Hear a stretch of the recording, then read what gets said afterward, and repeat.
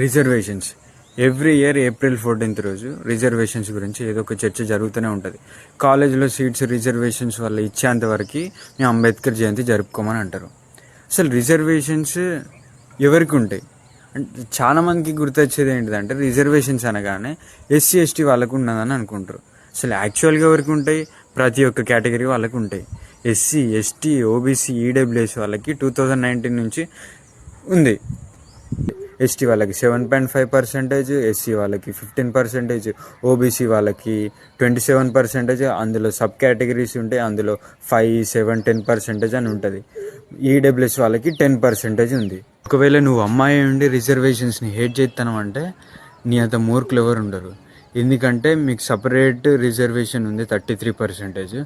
నీకు జాబ్ వచ్చిందంటే రిజర్వేషన్స్, నీకు కాలేజీలో సీట్ వచ్చిందంటే రిజర్వేషన్. ప్రతి ఒక్కరికి ఉంటుంది రిజర్వేషన్. ఏ కేటగిరీ వాళ్ళకి ఆ కేటగిరీ వాళ్ళకి మాత్రమే కాంపిటీషన్. ఇప్పుడు నువ్వు ఓబీసీ అయితే నీ కేటగిరీ వాళ్ళకి నీకు మాత్రమే కాంపిటీషన్. ఇప్పుడు నువ్వు ఎస్సీ అయినా ఎస్టీ అయినా నీ కేటగిరీ వాళ్ళకి నీకు మాత్రమే కాంపిటీషన్. వేరే క్యాస్ట్తో సంబంధం లేదు. ఆ 10%లో ఆ 7%లో మీ కేటగిరీలో ఉన్న వాళ్ళందరికీ నీకు కాంపిటీషన్. వేరే కేటగిరీ వాళ్ళతో సంబంధం లేదు. జనరల్గా 40% ఉంటుంది. అందులో మాత్రమే ప్రతి ఒక్క క్యాస్ట్ వాళ్ళకి కాంపిటీషన్ ఉంటుంది.